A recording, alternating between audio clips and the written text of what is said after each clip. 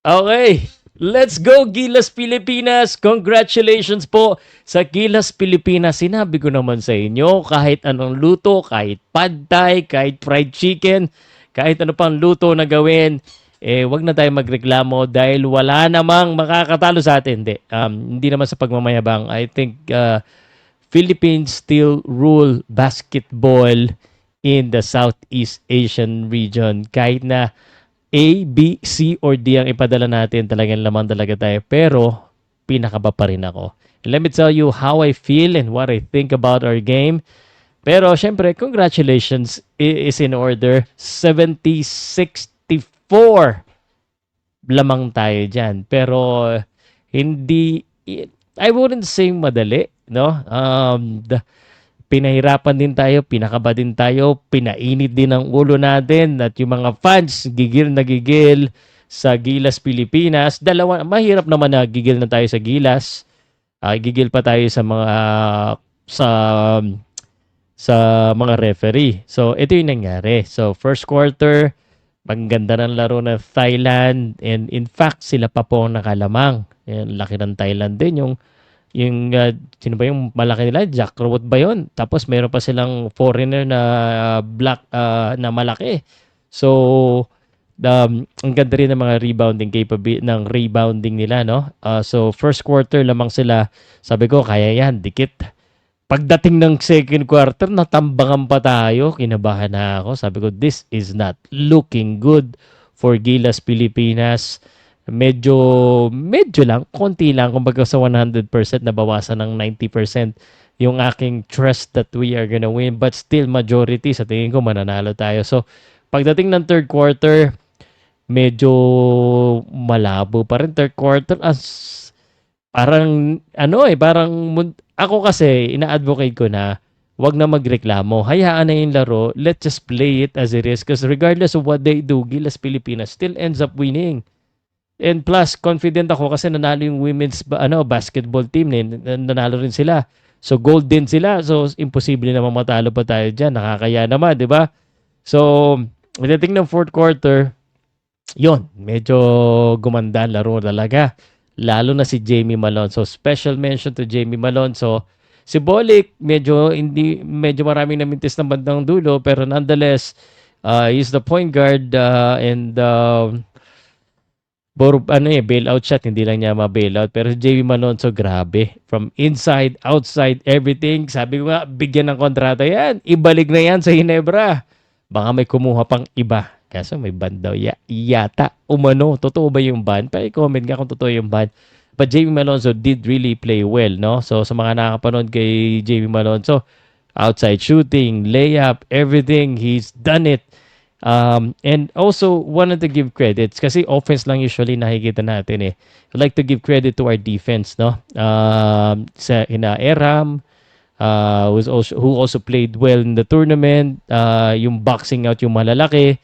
Tapos Bobby Ray Parks na import umano daw, no?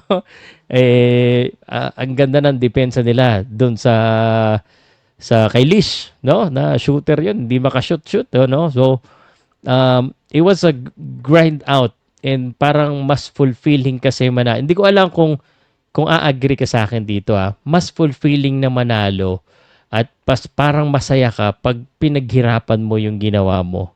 And I think kahit paano pinaghirapan ng Gilas Pilipinas from the calls na medyo questionable, yung calls na dapat o offensive pa or defensive pa biglang napupunta sa kabila.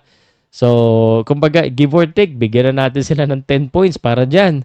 Sa kanila na yan, plus 10 na sila because of those kind of issue.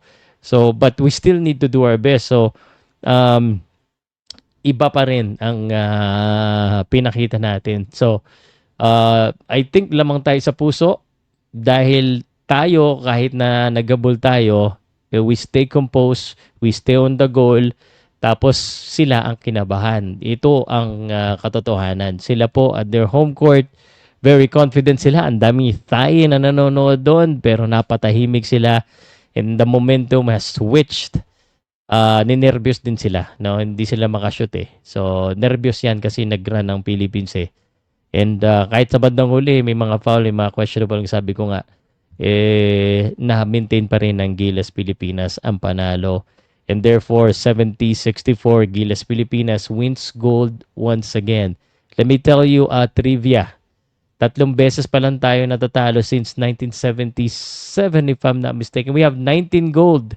Pan 20 na tong gold na to if I'm not mistaken. And the only other teams that has won gold in the Southeast Asian Games are Indonesia and Malaysia. Thailand, pasensya na kayo. This is not the year. Although home court nyo, ito sana yung pagkakataon nyo manalo ng gold for the very first time. History sana.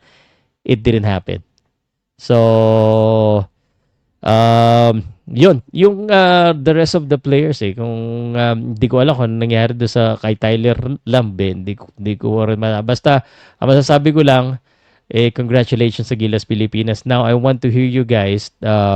Let me know what you think of our game. What do you think we should do moving forward? Kasi ako, I feel that, pero bago ko sabihin yan, kung nanonood ka pa rin hanggang ngayon, at mahilig ka rin sa basketball. Mahilig kasi ako sa boxing at saka sa basketball. So, maraming boxing dito. Pero pag basketball, hilig mo rin.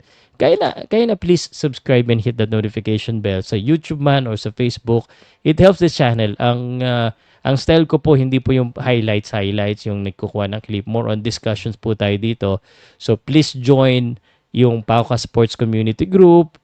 Please join our GC and please subscribe and hit the notification bell for conversational style, podcast style updates sa sports. Alright, sa mga hindi kakilala sa akin, ako po si Pau. Okay, here's what I'm gonna say moving forward. No? So 2027, it will be Malaysia ang Southeast Asian Games. Now, ang tingin kasi natin sa Southeast Asian Games, medyo mababa no? Asian Games, mas pinofocus natin.